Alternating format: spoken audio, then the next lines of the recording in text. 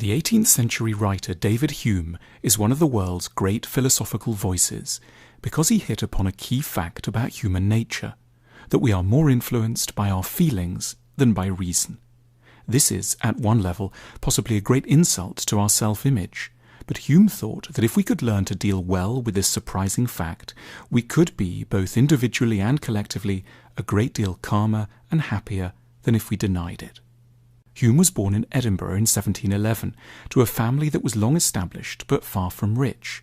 He was the second son, and it was clear early on that he would need to find a job eventually, but nothing seemed to suit him. He tried law, the vocation of his father and older brother, but soon decided that it was a laborious profession requiring the drudgery of a whole life. He was considered for academic posts at the University of Edinburgh and the University of Glasgow, but he didn't land either job. So he set out to become a public intellectual, someone who would make his money selling books to the general public. It was pretty hard going. His first book, A Treatise of Human Nature, for which he had the highest hopes, met with a dismal reception.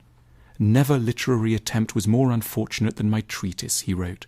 "It fell dead-born from the press, without reaching such distinction as even to excite a murmur among the zealots." But Hume kept at it, realizing that the blame largely lay with the way he had expressed his ideas, and doggedly training himself to write in a more accessible and popular manner. Eventually he did find an audience. His later works, popular history books and collections of elegant essays, were bestsellers of the day. As he would say, not without some pride, "The money given me by booksellers much exceeded anything formerly known in England. I was to become not only independent, but opulent." Hume's philosophy is built around a single powerful observation, that the key thing we need to get right in life is feeling rather than rationality. It sounds like an odd conclusion. Normally we assume that what we need to do is train our minds to be as rational as possible, to be devoted to evidence and logical reasoning, and committed to preventing our feelings from getting in the way. But Hume insisted that whatever we may aim for, reason is the slave of passion. We are more motivated by our feelings than by any of the comparatively feeble results of analysis and logic. Few of our leading convictions are driven by rational investigations of the facts. We decide whether someone is admirable, what to do with our spare time, what constitutes a successful career, or who to love, on the basis of feeling above anything else. Reason helps a little, but the decisive factors are bound up with our emotional lives, with our passions, as Hume calls them. Hume lived in a time known as the Age of Reason, when many claimed that the glory of human beings consists in their rationality.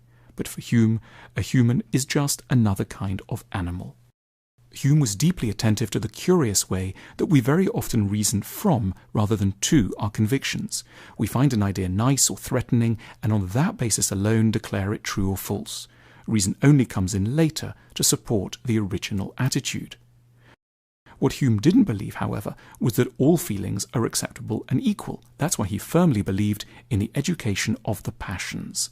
People have to learn to be more benevolent, more patient, more at ease with themselves, and less afraid of others. But to be taught these things, they need an education system that addresses feelings rather than reason. This is why Hume so deeply believed in the role and significance of public intellectuals. These were people who, unlike university professors, that Hume grew to dislike immensely, had to excite a passion-based attachment to ideas, wisdom, and insight. Only if they succeeded would they have the money to eat. It was for this reason that they had to write well, use colourful examples, and have recourse to wit and charm. Hume's insight is that if you want to change people's beliefs, reasoning with them like a normal philosophy professor won't be the most effective strategy. He's pointing out that we have to try to adjust sentiments by sympathy, reassurance, good example, encouragement, and what he called art. And only later, for a few determined souls, should we ever try to make a case on the basis of facts and logic. A key place where Hume made use of the idea of the priority of feeling over reason was in connection with religion. Hume didn't think it was rational to believe in God. That is, he didn't think there were compelling, logical arguments in favour of the existence of a deity. He himself seems to have floated between mild agnosticism, there might be a God, I'm just not sure, and mild theism, there is a God, but it doesn't make much difference to me that there is. However, the idea of a vindictive God, someone ready to punish people in an afterlife for not believing in him in this one, this he considered a cruel superstition. Hume's central point is that religious belief isn't the product of reason, so arguing for or against it on the basis of facts doesn't touch the core issue. To try to persuade someone to believe or not believe with well-honed arguments seemed particularly daft to Hume. This is why he was a foremost defender of the concept of religious toleration. We shouldn't treat those who disagree with us over religion as rational people who've made an error of reasoning and so need to be put right, but rather as passionate, emotion-driven creatures who should be left in peace so long as they do likewise with us. Trying to have a rational argument over religion was for Hume the height of folly and arrogance. Hume was what is technically known as a skeptic, someone committed to doubting a lot of the common-sense ideas of the day. One of the things he doubted was the concept of what is technically called personal identity, the idea that we can understand ourselves and have a more or less graspable and enduring identity that runs through life. Hume pointed out that there is no such thing as a core self. When I enter most intimately into what I call myself, he famously explained, I always stumble on some particular perception or other, of heat or cold, light or shade, love or hatred, pain or pleasure. I never can catch myself at any time without a perception, and can never observe anything but the perception. Hume concluded that we aren't really the neat, definable people reason tells us that we are, and that we seem to be when we look at ourselves in the mirror or casually use that grand and rather misleading word, I. We are nothing but a bundle or collection of different perceptions which succeed each other with an inconceivable rapidity and are in a perpetual flux and movement. Yet, despite being sceptical of temper, Hume was very happy for us to hold on to most of our common-sense beliefs, because they are what help us to make our way in the world. Trying to be rational about everything is a special kind of madness. Hume was making a sly dig at Descartes. The French philosopher had died 60 years before Hume was born, but his intellectual influence was still very much alive. He had argued that we should throw out every fruit of the mind that wasn't perfectly rational. But Hume proposed that hardly anything we do is ever truly rational, and yet he ventured that most beliefs are justified simply because they work, they're useful to us, they help us to get on with what we want to do. The test of a belief isn't its provable truth, but its utility. Hume was offering a corrective, which we sometimes badly need, to our fascination with prestigious but not actually very important logical conundrums. In opposition to academic niceties, he was a skeptical philosopher who stood for common sense, championing the everyday and the wisdom of the unlearned and the ordinary.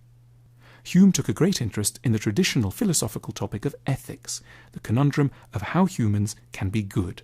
He argued that morality isn't about having moral ideas. It's about having been trained from an early age in the art of decency through the emotions. Being good means getting into good habits of feeling. Hume was a great advocate of qualities like wit, good manners and sympathy, because these are the things that make people nice to be around, outside of any rational plan to be good.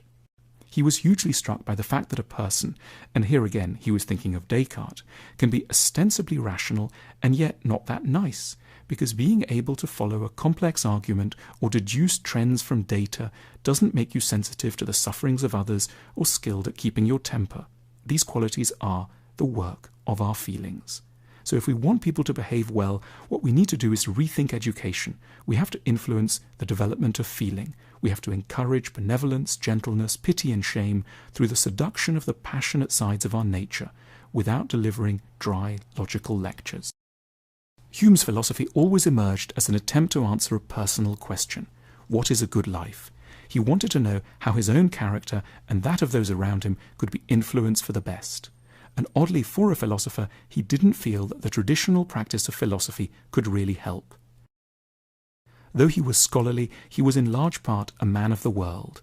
For some years he was an advisor to the British ambassador in Paris, who welcomed his shrewd wisdom. He was much liked by those around him, known by the French as le bon David, a humane, kind and witty conversationalist, much in demand as a dinner companion. Be a philosopher, but amidst all your philosophy, be still a man, he insisted. That's the way Hume lived, not in the intellectual seclusion of a monastery or an ivory tower, but deeply embedded in the company of other humans, dining, he especially liked roast chicken, chatting about love and career, and playing backgammon. Hume died in Edinburgh in August 1776, at home in his house in St Andrew's Square.